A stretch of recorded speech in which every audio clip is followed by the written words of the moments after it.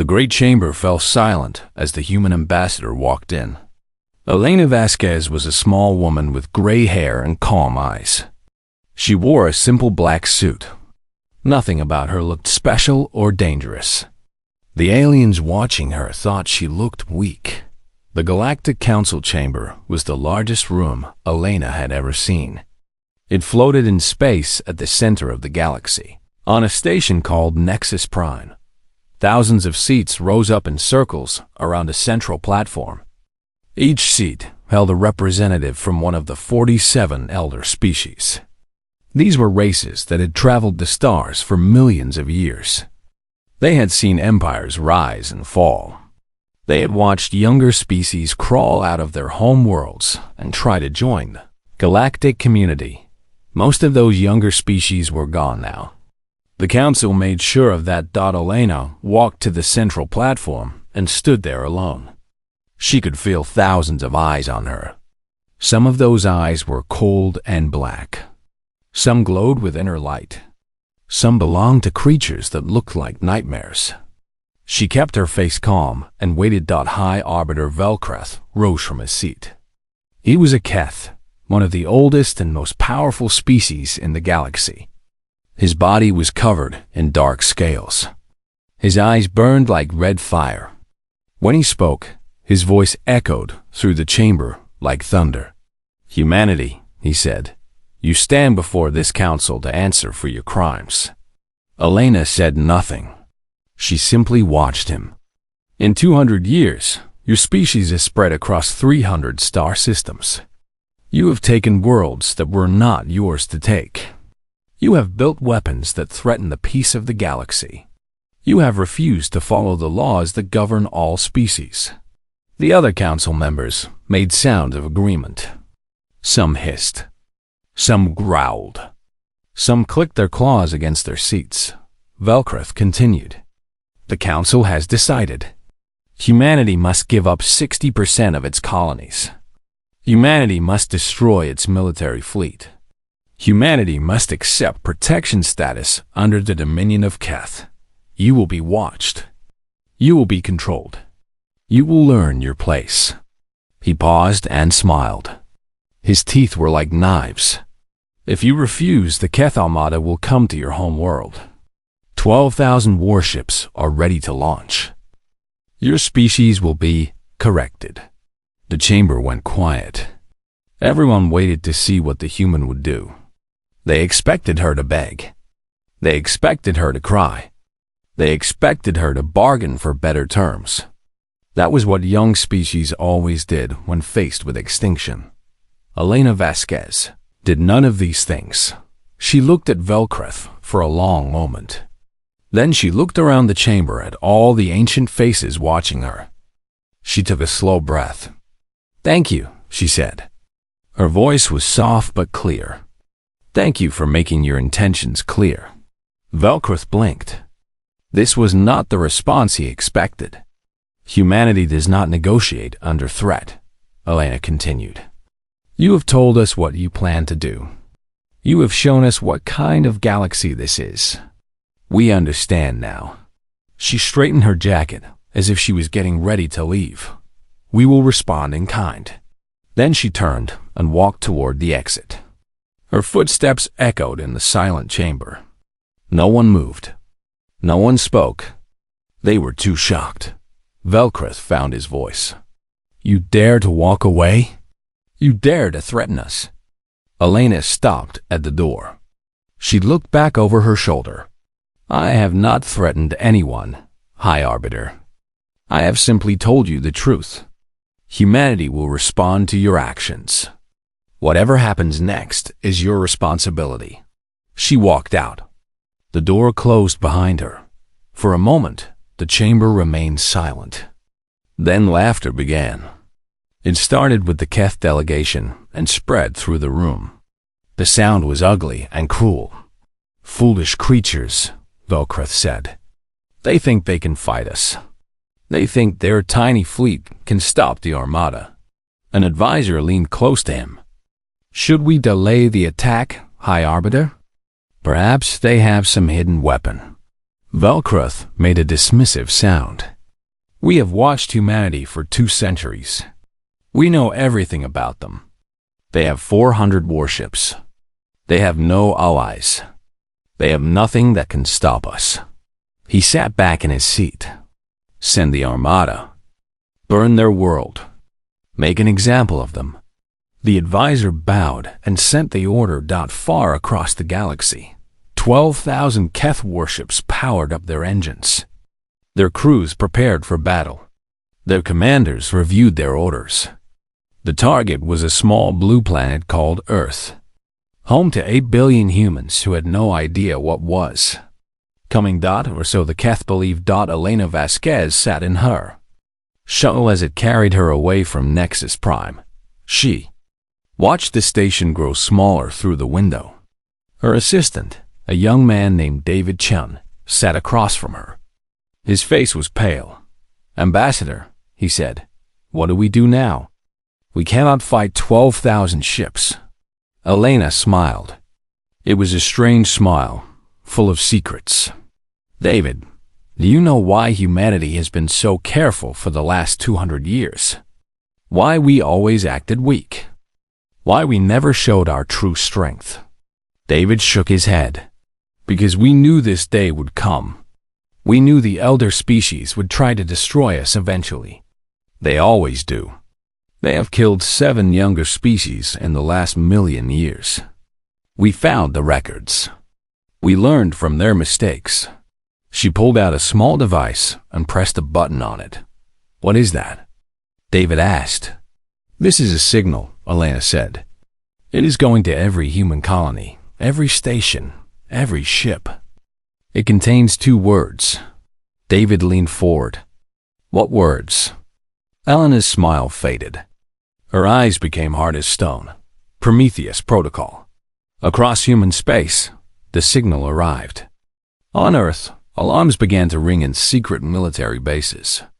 On Mars, hidden factories came to life. In the asteroid belt, objects that looked like rocks began to wake up. Near Jupiter, Saturn, Neptune, and Uranus, ancient weapon systems activated for the first time. For 200 years, humanity had prepared for this moment. They had hidden their true technology. They had built weapons in secret. They had turned their entire solar system into a trap. The Keth thought they were hunting sheep. They did not know they were walking into a den of wolves.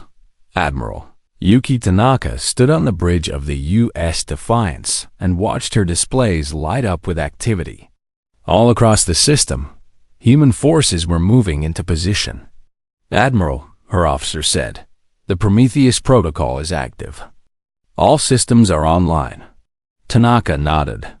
Her face was calm, but her heart was beating fast. "Good," she said. "Let them come. Let them see what humanity is really capable of." She looked out at the stars and waited for the enemy to arrive. 72 hours had passed since the ultimatum. The Keth Armada dropped out of faster-than-light travel at the edge of the Sol system. 12,000 warships spread out like a dark cloud against the stars. Each ship was massive, covered in heavy armor and bristling with weapons. Together, they had enough firepower to crack a planet in half. Warlord Drethan stood on the bridge of his flagship, the Eternal Vengeance. He was the largest Keth anyone had ever seen, his scale scarred from 100 battles. He had conquered 17 species in his lifetime. He had burned worlds and shattered fleets. The humans would be nothing more than another mark on his record. "Report," he commanded. His sensor officer studied the displays. "We have detected the human defense fleet, Warlord. They are holding position near the 4th planet." "How many ships?" "Approximately 400. Drethan made a sound that was almost a laugh. 400 against 12,000. They are either very brave or very stupid. Perhaps both, Warlord." Drethan walked to the main viewing screen. He could see the small blue planet in the distance. Earth, the human homeworld. Soon it would be nothing but ash and memory. "Open a communication channel," he ordered. I want to give them one last chance to surrender. It will make the victory sweeter when they refuse. The communication officer worked the controls. A moment later, a human face appeared on the screen. It was a woman with short black hair and sharp eyes. She wore a military uniform with many medals. "I am Warlord Drethan of the Keth Dominion," he announced. "You are Admiral Tanaka, I assume?" "You assume correctly," the woman replied. Her voice was flat and calm. "Admiral, you must know that you cannot win this battle. Your fleet is pathetically small. Your technology is primitive. If you surrender now, I will allow some of your people to survive as slaves. If you fight, everyone dies. The choice is yours." Admiral Tanaka stared at him through the screen. Her expression did not change. She said nothing. Drethan waited. The silence stretched on. "Well?" he demanded. "What is your answer?" Tanaka tilted her head slightly. "I was waiting to see if you had anything important to say." Drethan felt his scales flush with anger. No one had ever spoken to him this way. "You dare insult me? I will enjoy destroying your world, human. I will make sure you live long enough to watch your planet burn." Tanaka smiled. It was not a friendly smile. "You talk too much, Warlord. Come and try." The screen went black. Drethan roared with rage. "All ships advance. Destroy everything." The armada began to move. 12,000 ships pushed forward into the Sol system, their engines glowing like angry stars. They moved in perfect formation, a wall of death that nothing could stop. On the bridge of the Defiance, Admiral Tanaka watched them come. Her officers were tense. Some of them were afraid.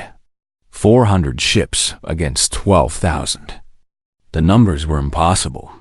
"Admiral," her tactical officer said, "the enemy fleet is advancing. They will reach weapons range in approximately 2 hours." Tanaka nodded. "Good. Begin the retreat." Her officer stared at her. "Retreat, Admiral?" the tactical officer asked. "You heard me. All ships, fall back to War Mars. Keep formation. Move slowly." The order went out. The human fleet began to pull back, drifting away from the approaching Keth armada. They did not run. They did not scatter. They simply withdrew, step by step, drawing the enemy deeper into the system. Drethan watched the human retreat with satisfaction. "They run from us, cowards. Should we pursue, Warlord?" his tactical officer asked. "Of course. Do not let them escape.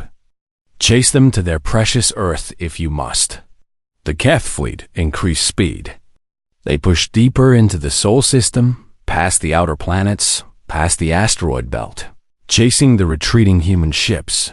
Drethan did not notice the strange readings on his sensors. His officers dismissed them as background noise. Space was full of rocks and ice and debris. The Sol system was no different from any other, but they were wrong. Near Jupiter's moons, objects that looked like ordinary asteroids began to change. Hidden panels slid open. Weapons powered up. Targeting systems locked onto the approaching Keth ships dotting the asteroid belt. Thousands of machines woke from their long sleep. They had been waiting for 2 centuries. Now their time had come. Around Saturn's rings, structures that looked like ice and rock revealed themselves as missile platforms and railgun batteries. They tracked the enemy fleet with cold precision. Even Mercury, the small planet closest to the sun, was not what it seemed. Beneath its surface, enormous weapons pointed outward, ready to fire. The Keth fleet sailed past all of these hidden dangers. They saw nothing. They suspected nothing. Their sensors showed only rocks and ice. Drethan was confident. In a few hours, he would crush the human fleet and claim his victory. His name would be remembered forever as the one who brought humanity to its knees. "Warlord," his sensor officer said suddenly, I am detecting unusual energy readings. Drethan turned. What kind of readings? I am not sure. They seem to be coming from everywhere. The officer's voice was confused. He adjusted his instruments and looked again. That cannot be right, he muttered. What is it? Drethan demanded. The asteroids, Warlord. The moons. The ice. They are all activating. Drethan felt something cold crawl down his spine. What do you mean, activating? Before the officer could answer, Admiral Tanaka's face appeared on the screen again. She was not smiling anymore. Her eyes were hard as steel. Warlord Drethan, she said. You were warned. Then the screen went dark, and the universe exploded. All across the Sol system, the hidden weapons of humanity opened fire at the same moment. Railguns that had been charging for months launched metal slugs at incredible speeds. Missile platforms released swarms of weapons that moved faster than anything the Keth had ever seen. Drone carriers opened their doors and released millions of small attack craft. The Keth fleet was caught completely by surprise. Ships that had been sailing confidently through space were suddenly torn apart by attacks from every direction. Explosions bloomed like flowers of fire. Metal screamed and tore. Thousands of Keth soldiers died in the first minute. What is happening? Drethan screamed. Where are these attacks coming from? Everywhere, Warlord. His tactical officer shouted back. The entire system is a weapon. The asteroids, the moons, everything. They have weapons everywhere. Drethan watched in horror as his beautiful armada was ripped to pieces. Ships he had commanded for decades were reduced to burning wreckage. Warriors he had trained were dying by the thousands. Fall back, he ordered. All ships fall back. But it was too late. The human trap had closed around them, and there was nowhere to run. Admiral Tanaka watched the battle from the bridge of the Defiance. Her face showed no emotion, but inside, her heart was pounding. The Prometheus network was working perfectly. 200 years of preparation, 200 years of hiding and building and waiting, all for this moment. Admiral, her tactical officer, reported, enemy fleet has lost over 5,000 ships. They are attempting to retreat. Do not let them regroup, Tanaka ordered. Press the attack. Activate the second wave. Activate the second wave. Deep in the outer system, something massive began to move. It was a ship, but it was larger than any ship the Keth had ever seen. 5 kilometers long, bristling with weapons that could crack moons.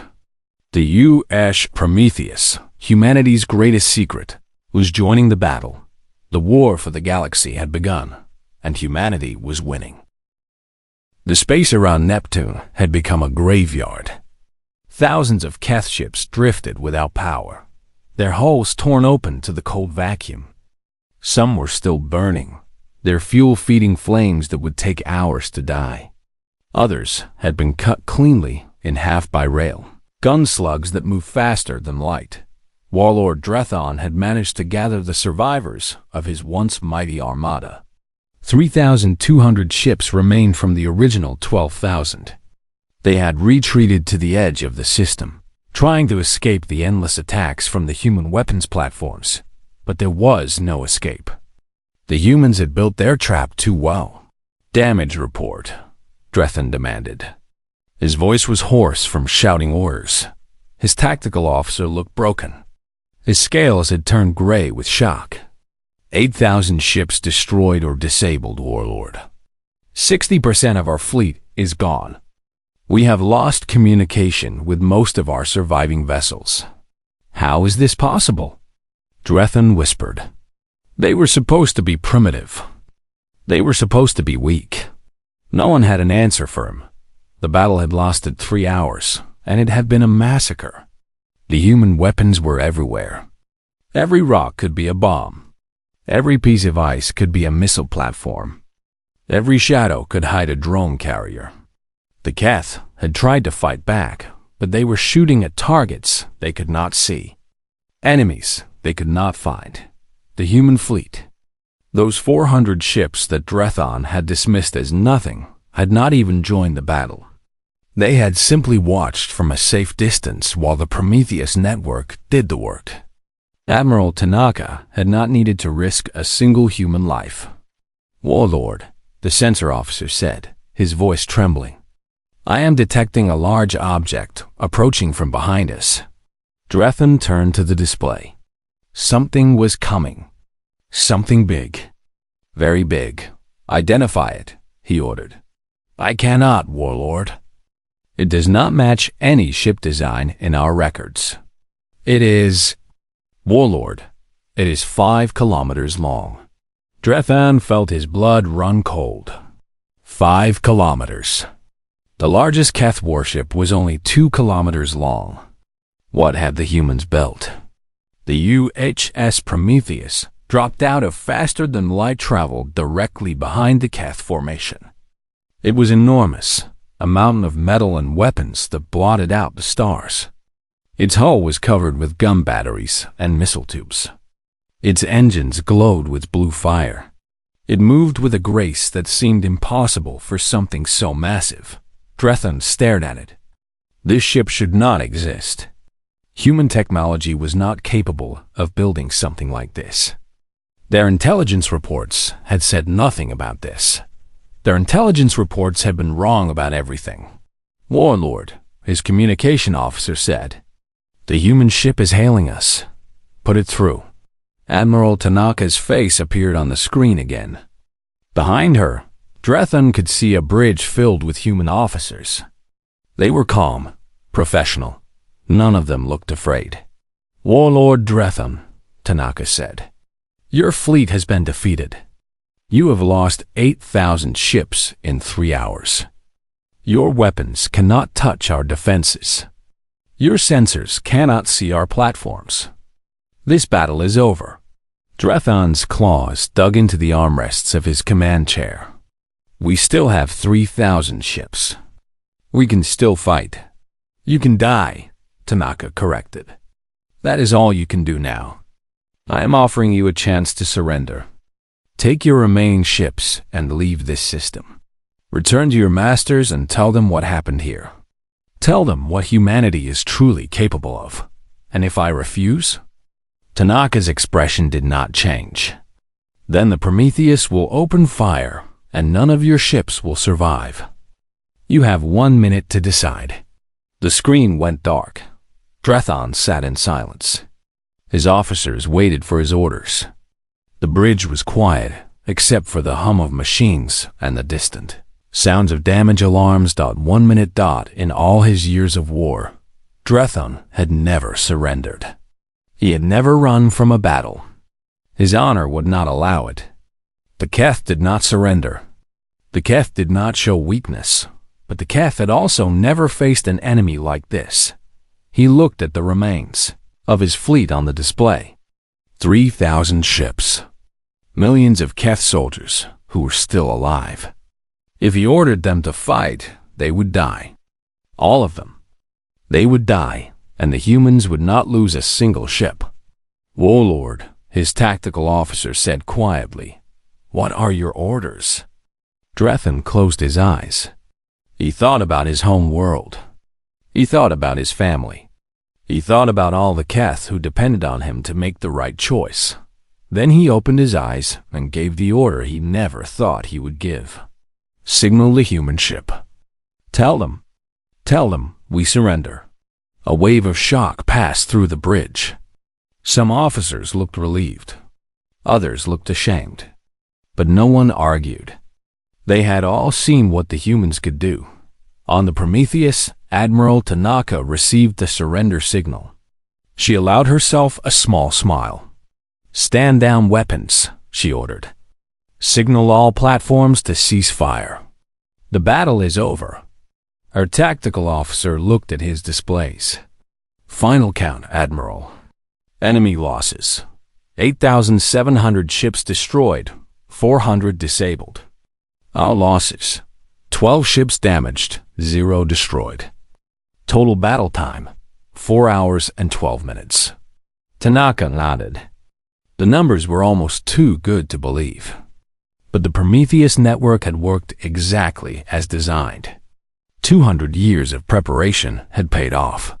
What do we do with the prisoners? Her executive officer asked. Let them go, Tanaka said. Let them return to the council. Let them tell everyone what happened here. Is that wise, Admiral? They might come back with a bigger fleet. Tanaka shook her head. They will not come back. Not after this.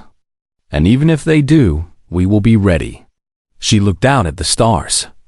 Besides, destroying them was never the goal.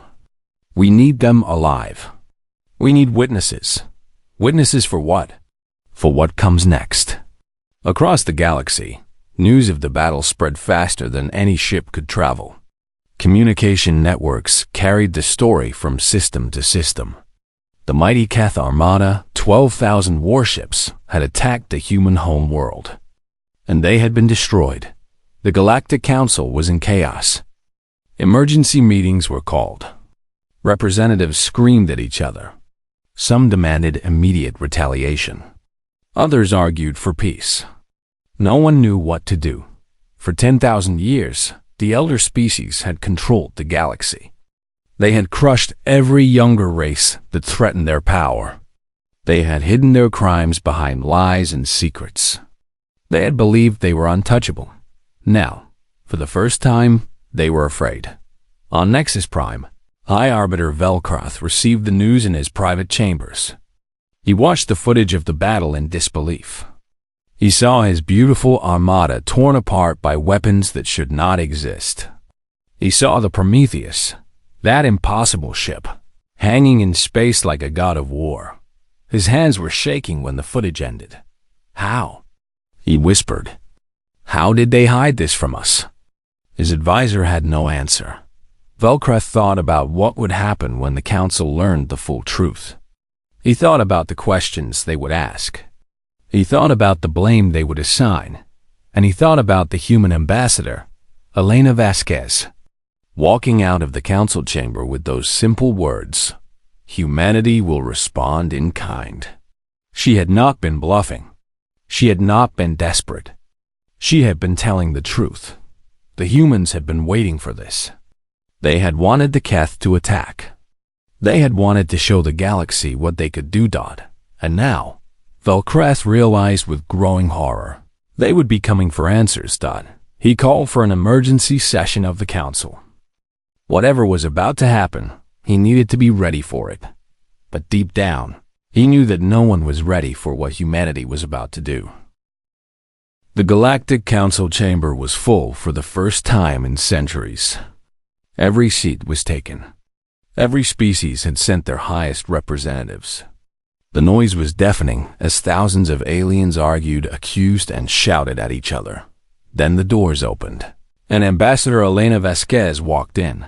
The chamber fell silent instantly. Every eye turned to watch the small human woman as she walked to the central platform. She moved slowly, calmly, as if she had all the time in the universe. Her footsteps echoed in the sudden quiet. She reached the platform and stopped. She looked around at the faces staring down at her. She saw fear in some of those faces, anger in others, confusion in many. Good. That was exactly what she wanted to see. "Thank you for calling this meeting," she said. Her voice was soft, but the chamber's acoustics carried it to every corner. "I know you have many questions." High Arbiter Velcroth rose from his seat. His face was twisted with barely controlled rage. "Questions?" He snarled. "You destroyed our fleet. You killed millions of Keth warriors. This is an act of war." Elena tilted her head. "Warlord Drethan brought 12,000 warships to our home system. He threatened to burn our planet and enslave our people. We defended ourselves. That is not an act of war. That is survival. You tricked us. You hid your weapons. You pretended to be weak." "Yes," Elena agreed. "We did. The simple admission shocked the chamber into silence. Elena continued. For 200 years, humanity has pretended to be a young, naive species. We acted weak. We accepted insults. We let you believe we were no threat. And all that time, we were preparing. She reached into her jacket and pulled out a small device. She pressed a button, and holographic images appeared in the air above her. The council members gasped. "These are the records we found," Elena said. "Hidden in your archives. Protected by encryption that took us 50 years to break." The images showed planets burning, cities crumbling, species being wiped out completely. 7 times in the last 1,000,000 years, a younger species rose to challenge the elder races. 7 times, the council secretly ordered their destruction. The Varan, the Thulax, the Nemori, the crystalline minds, the architects of sorrow, the dreamers of the void, the children of the Red Star. All of them were murdered by the council before they could become a threat. The chamber erupted in noise. Some representatives denied the accusations. Others demanded proof. But many remained silent, their faces pale with guilt. "We found the proof," Elena said. "We found everything. The secret votes, the hidden orders, the ships that carried out the extinctions. We know exactly what you have done." Velkrith stood up again. "Lies, human propaganda." "Is it?" Elena asked. She changed the holographic display. Now it showed communication records, official documents, and battle footage. These files were taken from Keth military computers. These orders bear your personal seal, Arbiter. You authorized the last 3 extinctions yourself. The color drained from Velkreth's face. "We also know that the attack on Earth was not just a Keth decision," Elena continued. "The Council's inner circle approved it. You all wanted humanity destroyed before we grew too powerful. Before we discovered your secrets." She looked around the chamber slowly. "You failed." The silence was absolute. No one moved. No one spoke. The representatives of 47 elder species sat frozen in their seats, watching the small human woman who had just exposed their darkest crimes. Velkrith found his voice. It was shaking now. "You think this changes anything? You won 1 battle. The combined fleets of the Council number over 500,000 ships. We can still destroy you." Elena smiled. It was not a warm smile. "Can you?" She pressed another button. The holographic display changed again. Now it showed star maps. Hundreds of star systems. Thousands of worlds. For 200 years, humanity has traded with every species in this council. Our ships have visited your home worlds. Our merchants have walked your stations. Our diplomats have attended your ceremonies. She pointed to the map. Red dots began to appear on system after system. Every system we visited, we left something behind. Weapons platforms, spy satellites, communication taps, dead man switches connected to devices that will activate if humanity falls. The red dots spread across the map like a disease. They appeared in Keth space, in Valoran territory, in the Crystalline Consortium, in the domains of the architects, everywhere. "You are not the only ones who can prepare," Elena said. "You are not the only ones who can plan. You are not the only ones who can hide weapons in the dark." A Valaran representative stood up. His voice was trembling. "You are bluffing. You cannot have infiltrated every system." "We've been preparing for 200 years, Elena replied. "That is a long time for a patient species. Would you like to test whether we are bluffing?" No one answered. Velkrith made one last attempt. "Even if what you say is true, you cannot defeat us all. Our combined forces would overwhelm your defenses eventually." Elena nodded slowly. Perhaps if you attacked with everything you have, you might eventually destroy us." But at what cost? She turned to face him directly. The Keth sent 12,000 ships to Earth. We destroyed them in 4 hours. She paused, letting the words sink in. And Arbiter. That was just the first strike. The chamber froze. Every representative stopped breathing. The words hung in the air like a death sentence. Just the first strike? Elena repeated. Our home defense system. Our basic defenses. We have not even begun to show you what humanity can really do. She let the silence stretch for a long moment. Then she continued. But we do not want war. We never wanted war. We built our weapons because we knew what you would do to us if we did not. We hid our strength because we knew you would attack us if you saw it. She lowered her voice. We are not your enemies. We are not conquerors. We are not murderers. We are simply a species that refuses to die. She pressed the button again, and the display showed a new image. A document. A proposed treaty. These are our terms. Read them. Think about them. Decide whether you want peace or extinction. The document listed humanity's demands. Equal representation on the Council. An end to the extinction protocols. Protection for all younger species. Open sharing of technology. Justice for the crimes of the past. The terms were harsh, but they were not cruel. Humanity was not demanding conquest or revenge. They were demanding change. You have 1 week to decide, Elena said. If you accept these terms, we can begin building a new galaxy together. If you refuse, she did not need to finish the sentence. This meeting is over, she said. I will wait for your answer. She turned and walked toward the exit. Once again, her footsteps echoed in the silent chamber. Once again, no one moved to stop her dot at the door. She paused and looked back. One more thing, she said. I know some of you are already planning to use your secret weapons against us. The Star Killers. The Planet Crackers. The doomsday devices you have hidden away for emergencies. The guilty representatives tried to hide their shock. We know where they are, Elena said. All of them.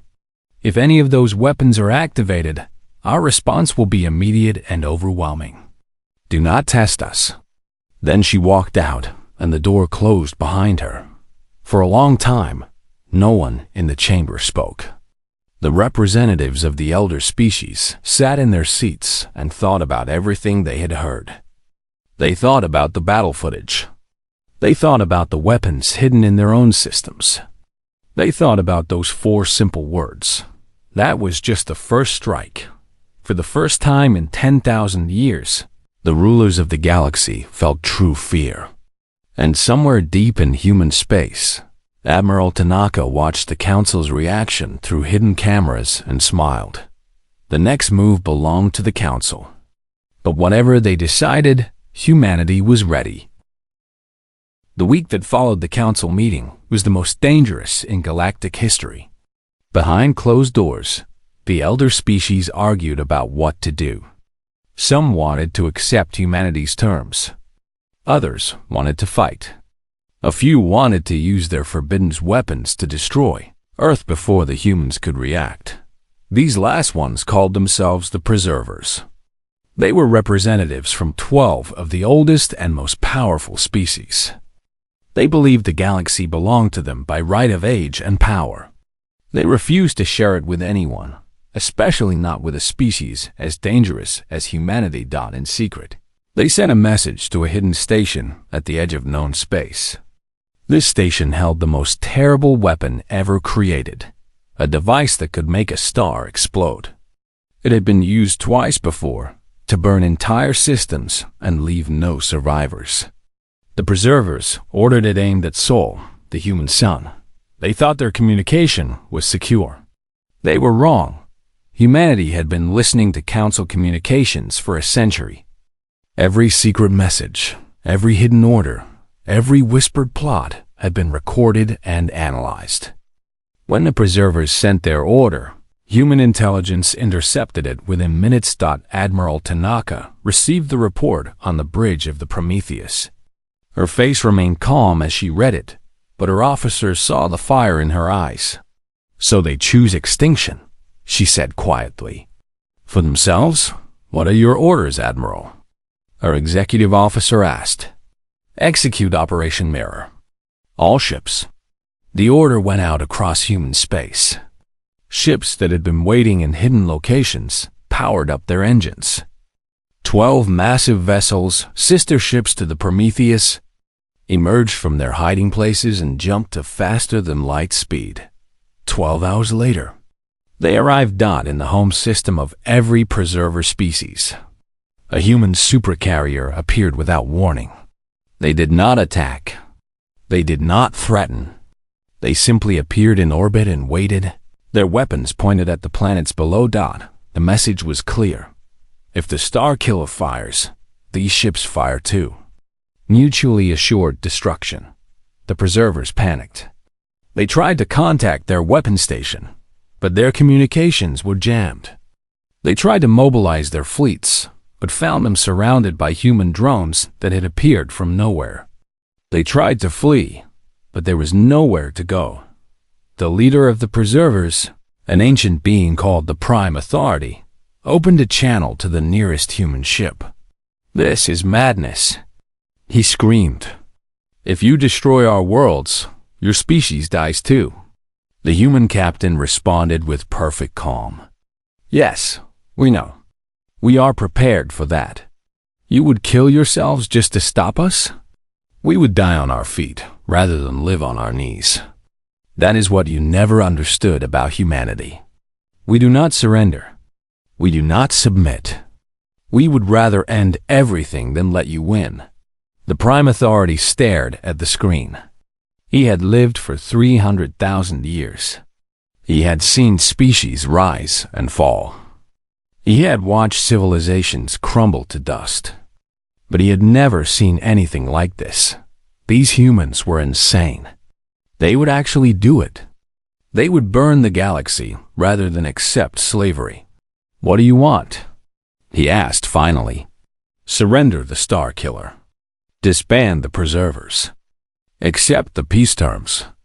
Do this, and no one has to die." The Prime Authority thought about his options. He could give the order to fire. The human sun would explode. 8 billion humans would die. But so would his own people. So would the other preserver species. The human ships would make sure of that. Or he could surrender. He could accept defeat.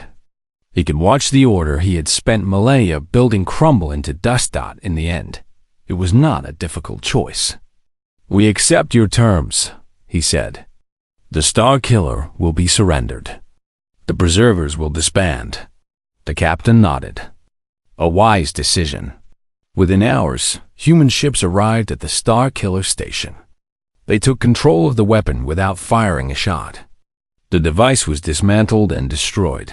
Its components scattered across 100 systems where they could never be reassembled. The preserver governments collapsed one by one. Some were replaced by reformers who had long opposed the old policies. Others simply fell into chaos. The power structure that had controlled the galaxy for 10,000 years was broken forever. The Council had no choice but to accept humanity's terms. 1 year after the Battle of Seoul, a new Galactic Council met for the first time. The chamber was different now. New seats had been added for younger species. The symbols of the old order had been removed. Light streamed through windows that had been sealed for millennia. Ambassador Elena Vasquez stood at the central platform. But this time, she wore a different title. The new council had elected her as its first Secretary General. It was a position of leadership, not of supplication. She looked around at the faces watching her. Some were old enemies. Some were new allies. Some were species that had hidden in the shadows for centuries, afraid to speak, afraid to grow. Afraid of becoming the next victims of the extinction protocols. They were not afraid anymore. 1 year ago, Elena began. Humanity stood before this council as a condemned species.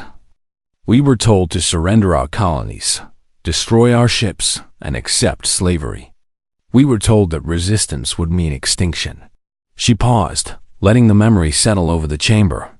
We refused. And when the Armada came, we showed the galaxy what we had built in 200 years of preparation. We showed you that humanity does not die easily. We showed you that the young can defeat the old. Her voice softened. But we did not come to the stars to conquer. We did not build our weapons because we wanted to destroy. We built them because we had to. Because the galaxy you created left us no other choice.